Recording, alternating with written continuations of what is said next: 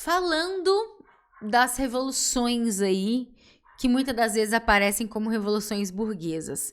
Primeiro, eu quero que vocês tomem cuidado em chamar revoluções burguesas. As pessoas muitas das vezes acreditam que participou só a burguesia.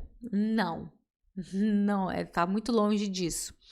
Mas essas revoluções que vão acontecer, eu diria mais a independência dos Estados Unidos e a francesa do que as revoluções inglesas, mas que muitas das vezes eles colocam no mesmo guarda-chuva. Querendo ou não, a burguesia acaba ganhando um certo destaque. Não quer dizer que sejam únicas participações ou que venceram alguma coisa nesse sentido, mas ganham mais destaque principalmente depois, após a Revolução, né? Eu de novo daria mais destaque para a americana e para a francesa.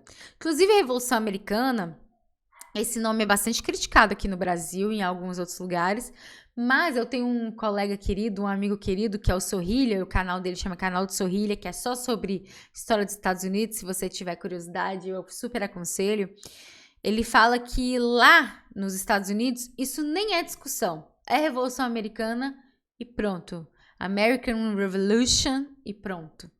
Mas a gente tem muitas críticas, né? Por que a independência dos Estados Unidos pode ser chamada de revolução e outras independências não, sabe? Quais são as diferenças aí? Enfim, é algo a se pensar.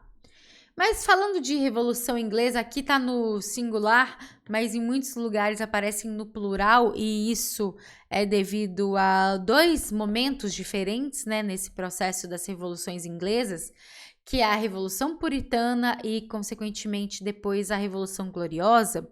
Mas o que eu quero que vocês entendam é o seguinte: como eu disse, o antigo regime, ele existiu, a lógica absolutista, mercantilista, que a gente já conversou. Porém, o interessante aqui de se pensar é que essa lógica do antigo regime, como eu disse, são as características gerais, mas existem peculiaridades, diferenças de um lugar para o outro.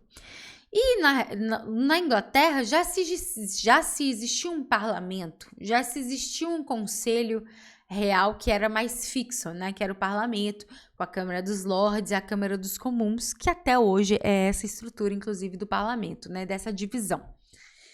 Por que eu tô falando isso? Muitas vezes as pessoas se perguntam por que as revoluções inglesas elas acontecem praticamente mais de um século de diferença da francesa, né? Existem vários motivos, né? Como eu disse, existem as peculiaridades, mas uma coisa que a gente não pode anular é isso, né? Esse conselho real ser aí existente e persistente, muitas das vezes, por muito tempo na Inglaterra. Então, nós temos uma maior força desse parlamento inglês, e aí nós temos também a mudança de família real. Nós tínhamos os Tudor até a Elizabeth I, inclusive, né? Elizabeth I, a gente viu que a Elizabeth II faleceu no mesmo dia dessa live, né? Então, a Elizabeth I, ela, quando ela morre, ela não deixa herdeiros de fato, e aí entra os Stuart. E os Stuart começam a governar de um jeito diferente, de um jeito muito influenciado por esse antigo regime francês, por essa lógica francesa, por esse maior controle, por essa maior intromissão em algumas questões que não necessariamente o rei fazia, e por bater de frente muitas das vezes com o parlamento. E isso incomoda muito o parlamento. E aí acontece a chamada Revolução Puritana. Essa Revolução Puritana é uma guerra que vai acontecer, uma guerra civil que vai acontecer na Inglaterra, e vence a chamada Câmara dos Comuns, né? A Câmara dos Lordes do lado aí do rei, e a Câmara dos Comuns acaba vencendo com destaque para uma liderança chamada de Oliver Cromwell. O Oliver Cromwell, ele vai decretar a primeira e única república que a Inglaterra já teve em sua história, a República de Cromwell, que muitos, inclusive, né, muitos pesquisadores e pesquisadoras criticam essa nomenclatura república, porque foi um governo muito autoritário, né? E que ele vai suprimir várias questões populares, porque dentro da Revolução Puritana existem grupos populares que apoiam a Câmara dos Comuns e depois ele vai acabar perseguindo e suprimindo esses grupos, né? Os mais conhecidos são os diggers and levers, meu inglês, ou os niveladores, os cavadores e niveladores, né? Mas o interessante aqui é a gente entender que esse autoritarismo, junto com essa quebra aí de expectativa, né, desses populares, isso vai acontecer na República de Cromwell. Outro destaque são os chamados atos de navegação, e esses atos de navegação acabam fazendo com que a marinha inglesa fique muito mais forte do que já era. Então, ela começa a ganhar muito destaque a partir da Elizabeth I. A Elizabeth I ela investe em pirataria, né? E tem toda uma estrutura aí inglesa. E vai fortalecer ainda mais com os atos de navegação. Então, nós temos aí o grande destaque para a marinha inglesa. Para quem não sabe, os atos de navegação são regras de comércio marinho, né? Então, eles impediam, por exemplo, navios de outras nações de chegarem aos portos ingleses. Só os navios ingleses poderiam fazer esse frete, digamos assim, né? E isso acaba fortalecendo, dando mais grana e fortalecendo a marinha inglesa. Só que o Cromwell, ele morre e ele não consegue, o filho dele não consegue ser um bom sucessor. E aí volta os Stuart, volta a...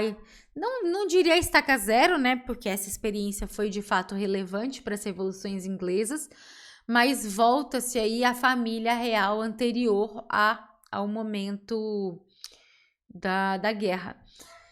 Porém, não dá muito certo e a gente tem um chamado golpe palaciano. O que significa isso? Nós temos um golpe no rei dentro do palácio e por isso se chama Revolução Gloriosa. Porque não teve nenhum derramamento de sangue, não teve nenhuma guerra, e sim um golpe no rei, dentro das cortes ali, do parlamento, se dá um golpe no rei, e o Guilherme de Orange que era um representante da realeza nos Países Baixos, acaba aí, sendo coroado como rei, porém de uma forma diferente. E é isso que as revoluções inglesas acabam fixando muito na história. Essa diferença maior é porque a monarquia agora não é mais uma lógica absolutista, não é mais uma lógica de o rei comanda, e sim o parlamento comanda, o parlamento governa. Por isso uma monarquia que a gente chama de monarquia parlamentarista, que são os moldes que existem até hoje na Inglaterra. Então a Elizabeth II, né, que faleceu hoje, ela tinha o seu reinado, né, dentro desses moldes.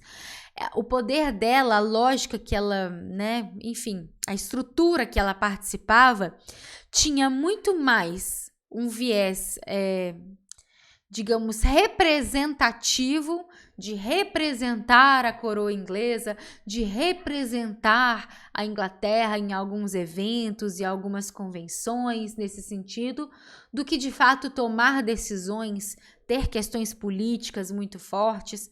Claro, existe uma influência, mas nem de longe é uma lógica absolutista ou uma lógica de que ela de fato governa, né? Governava no caso.